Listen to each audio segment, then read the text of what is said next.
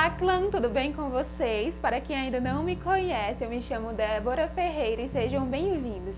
Se você ainda não é inscrito, se inscreve que toda semana a gente tem vídeo novo aqui no canal. E olha só, agora no começo do vídeo eu já vou pedir para vocês deixarem o like, tá? Que isso me ajuda muito na divulgação do vídeo. Inclusive, gente, se vocês são inscritos ou se inscreveram agora, ativem a notificação, ativem o sininho aqui do lado, porque o YouTube tende a não entregar os meus vídeos, né? Ou vídeos com esse assunto, porque tem um conteúdo mais delicado. Então, se você não quer perder os meus vídeos, já ativa o sininho, não esquece de se inscrever e deixa o like. Vamos para o caso de hoje. Hoje vamos conhecer um crime que chocou Pequim pela brutalidade e covardia e que quase se perdeu na história. Hoje eu vou contar para vocês o caso de Pamela Werner. Pamela Werner era filha adotiva de Edward Werner e Gladys Ravenshaw. Ela tinha 2 anos quando foi adotada em 1919 pelos Werners. Por ser órfã, a linhagem de Pamela não era conhecida, mas os cabelos loiros, os olhos azuis e a pele claríssima sugeriam que ela era filha de exilados russos, como a maioria dos órfãos da época. Edward Werner era um cidadão britânico que nasceu na Nova Zelândia e que, após passar em um exame de cadete, foi enviado para Pequim. Em Pequim, ele serviu como diplomata, se estabeleceu e conheceu Gladys, que se tornou a sua esposa, e juntos eles adotaram Pamela. Gladys morreu quando Pamela tinha 5 anos. Ela sofreu uma overdose de medicamentos durante o tratamento de uma meningite em 1922. E Pamela foi criada praticamente por Edward, que dedicou parte da sua vida à filha. Ele educou e ensinou chinês a Pamela, que se tornou fluente no idioma. Pamela estudou nas melhores escolas particulares de Pequim. Mas conforme ela foi crescendo, vieram também todas as mudanças que toda adolescente passa.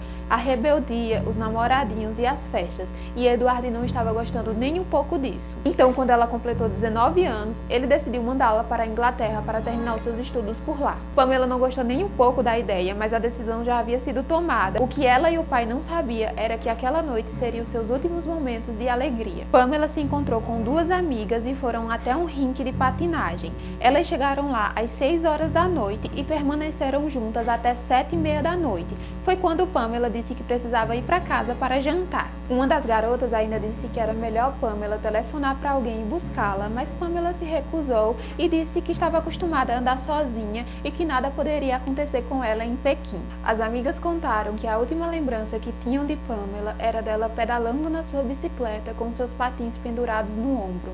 As horas foram passando e Pamela não chegou em casa. Então, por volta das 10h30, o pai dela pediu para que um dos funcionários fosse até o rink procurar por ela. Mas como já era muito tarde, o local estava fechado e ninguém sabia nada sobre Pamela. Ao saber disso, ele saiu para procurar a filha. Algumas das fontes falam que ele procurou ela por 1 hora e então voltou para casa para dormir. Outras fontes falam que, em depoimento, ele disse que procurou por Pamela a noite inteira. Na manhã seguinte, por volta das 8 horas, a 250 metros de onde morava, o corpo de Pamela foi encontrado próximo à única parte que ainda estava em pé da muralha da dinastia Ming da cidade. A brutalidade que foi morta causou bastante impacto. O crânio dela havia sido esmagado e muitas costelas quebradas. Seu coração, rins, fígado e bexiga haviam sumido. A garganta dela foi cortada e por pouco a cabeça não foi decepada. Pamela também foi abusada. Um detalhe que chamou bastante a atenção da polícia é que o assassino ou assassinos parecia ter tido uma preocupação em dificultar o reconhecimento do corpo, pela forma que ela foi encontrada. Parecia que eles tentaram desmembrar o corpo, mas isso não foi concluído, ou por puro desleixo ou por terem sido interrompidos. O relógio de Pamela foi encontrado no local e ele havia parado de funcionar meia-noite. Apesar do estado em que o corpo se encontrava, ela foi reconhecida pelo relógio que havia pertencido à sua mãe e por um crachá que foi encontrado próximo à cena do crime. A causa da morte foi hemorragia cerebral causada por várias pancadas na cabeça. Ela morreu entre 22 e 2 horas da madrugada. O crime chocou Pequim, que já estava passando por uma forte pressão com a aproximação do exército japonês, com o início da Segunda Guerra Civil Sino-Japonesa, e conforme os detalhes do assassinato iam sendo divulgados nos jornais, a população entrou em pânico. A polícia chinesa e britânica passou a investigar o caso, uma coisa que não era tão comum na época. O local onde o corpo foi encontrado já dava algumas pistas. O relógio e as joias de platina que ela usava não foram roubados. E apesar dos inúmeros ferimentos no corpo, não havia sangue no local. A falta de sangue mostrava para a polícia que ela não foi morta ali.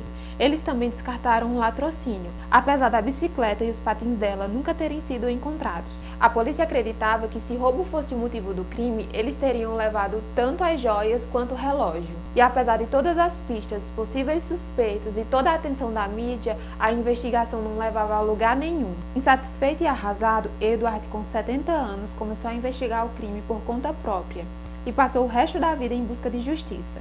No entanto, o assassino ou os assassinos nunca foram presos e o crime segue sem solução até hoje. E esse seria mais um crime esquecido pelo tempo se não fosse o escritor Paul French, que ao conhecer o caso e ter acesso ao material da investigação, resolveu escrever um livro que ficou muito famoso a respeito do assassinato brutal da jovem. Com base nas correspondências que o pai de Pamela trocava com as autoridades à procura de informações, Paul levantou uma teoria sobre os possíveis assassinos. Essa teoria também era a que o pai de Pamela acreditava. Depois do livro ser publicado e ter bastante repercussão, outro personagem entra na investigação. Graham Shepard, que é um oficial aposentado da polícia, leu o livro de Paul e discordou totalmente com a teoria do escritor. Ele, por conta própria, também investigou o caso e escreveu um livro com outra teoria. Corretas ou não, o importante é que o caso teve novas repercussões e trouxe curiosidade de muitas pessoas que não conheciam o crime. Existem várias teorias sobre esse caso, mas eu trouxe as duas mais importantes e relevantes e gostaria muito que vocês deixassem a de vocês aí nos comentários. Vamos às teorias. A primeira teoria é presente no livro de Paul French, e é que Pamela não foi jantar em casa como ela tinha dito às amigas. Na verdade, ela foi jantar com um amigo que ela já tinha marcado há um tempo. Eles jantaram e se despediram, e no caminho de volta para casa, ela acabou encontrando o Wentworth Prentice, que era o dentista dela. Eles se conheciam e ele convidou ela para ir a uma festa no seu apartamento, que ela acabou aceitando. Como aquela era a última noite de Pamela com os seus amigos na cidade que ela tanto amava, ela quis aproveitar ao máximo as oportunidades. O Wentworth Prentice era conhecido como um estrangeiro privilegiado que levava uma vida depravada e regada a sexo. Detalhe, ele tinha um grupo de amigos que costumava caçar pelas florestas e colinas. Lá na frente vocês vão entender esse detalhe. Mas Pamela não sabia dessa reputação, já que dentro do consultório ele mostrava ser uma pessoa totalmente diferente. E então, chegando no apartamento do dentista, lá havia uma festa com pessoas que ela conhecia e não conhecia. Algum tempo depois, o dentista e alguns dos seus amigos resolveram ir até um bar para continuar a festa lá, e Pamela foi junto. Porém, ao chegarem no bar, Pamela descobriu que a festa não seria como ela imaginava. No fundo do bar havia uma cama e ela se viu sozinha com o dentista e seus amigos. Foi então que ela entendeu o que eles realmente queriam e se recusou a continuar com aquilo. Os homens continuaram insistindo e ela começou a gritar.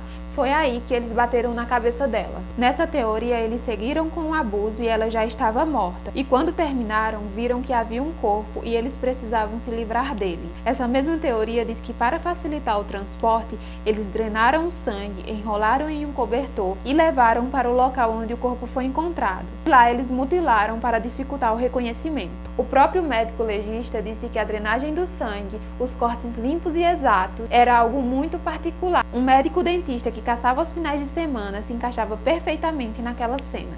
A segunda teoria foi levantada pelo policial aposentado Graham Shepard, que também escreveu um livro a respeito. Shepard não acredita que Pamela fosse o tipo de garota que iria para um bar ou bordel por vontade própria ou com um dentista, por mais que ela o conhecesse.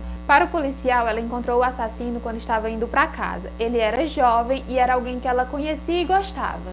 Esse alguém era um amigo de escola e ex-namorado de Pamela chamado Han Shou-Kling, um jovem chinês. Para o policial, Han teria matado Pamela após jantar com ela. Depois desse jantar, ele esquartejou o corpo com uma faca que ele tinha e usou técnicas que aprendeu em açougues. Esse jovem nunca prestou depoimento e sumiu sem pistas. Esse é um daqueles casos complexos que várias teorias poderiam se encaixar: sequestro, roubo ou vingança. E eu trouxe as duas que fazem mais sentido. E esse foi o caso de hoje. Espero muito que vocês tenham gostado. Não esqueçam o like e deixem aqui nos comentários a opinião de vocês, que eu vou gostar muito de ler. Se cuidem e até o próximo vídeo. Tchau!